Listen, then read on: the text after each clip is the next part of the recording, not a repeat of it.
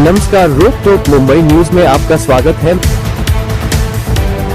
BJP ने मान लो इस देश की आधी आबादी का अपमान करने का, उनका तिरस्कार करने की, उनकी बेइज्जती करने का, उनके खिलाफ गंदी भोंडी भद्दी बातें बोलने का बीड़ा उठा लिया है। कल बीजेपी के राज्यसभा सांसद रामचंद्र जांगड़ा ने एक इतनी घटिया बात कही, और वो भी उन वीरांगनाओं के खिलाफ जिन्होंने अपनी पूरी दुनिया पहलगाम में उजड़ते हुए देखी। उनका कहना है इन वीरांगनाओं में वीरांगना का भाव नहीं था, जज्बा नहीं था, जोश नहीं था। आपकी हिम्मत कैसे होती है ये कहने की? उनकी पूरी दुनिया उनकी आंखों के सामने उजड़ गई। नृशंस आतंकवादियों ने उनके पति की, उनके बेटों की, उनके भाइयों की हत्या कर दी, और आप अपनी सुरक्षा चूक का, अपनी इंटेलिजेंस फेलियर का ठीकरा अब उन वीरांगनाओं के मत्थे मढ़ रहे हैं। उनके सिर पर यह ठीकरा फोड़ा जा रहा है। असल में तो वो वीरांगनाएं आपसे पलट के पूछ रही हैं, 1 महीने से ज्यादा हो गया, अभी वो 3 क्रूर आतंकवादी फरार हैं। कहां है वो आतंकवादी? वो कब पकड़े जाएंगे? न्याय कब मिलेगा?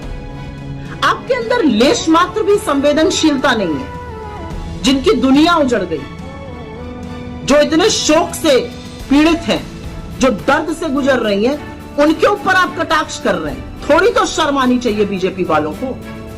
लेकिन ये पहली बार नहीं हुआ, ये बीजेपी की सोच दिखाता है। आपको याद ही होगा वो बददिमाग बदजुबान इनके मंत्री विजय शाह, जिन्होंने कर्नल सोफिया कुरैशी के बारे में घटिया बयान दिया।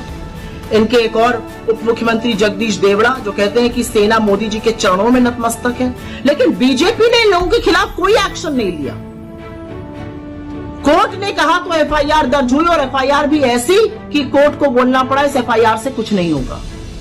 यह असलियत है इन लोगों की, यह सम्मान है इनका नारी के लिए।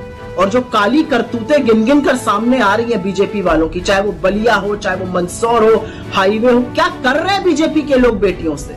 बेटियां तो आपसे बचानी है, हम बेटियां तो आपसे बचा लेंगे, लेकिन हमारी बेटियों के बारे में इस तरह का कटाक्ष और इस तरह के अपशब्द आप बोलने की हिम्मत मत कीजिएगा। और मोदी जी, अगर आपके अंदर जरा सा भी, रंच मात्र भी इस देश की बेटियों के लिए थोड़ा सा भी सम्मान है तो निकाल बाहर करिए जांगड़ा को अपनी पार्टी से, तब हम मानेंगे।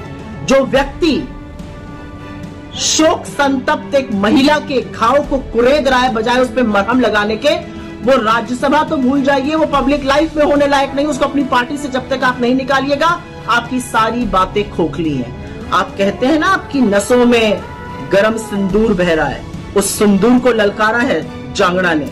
कुछ कहिएगा?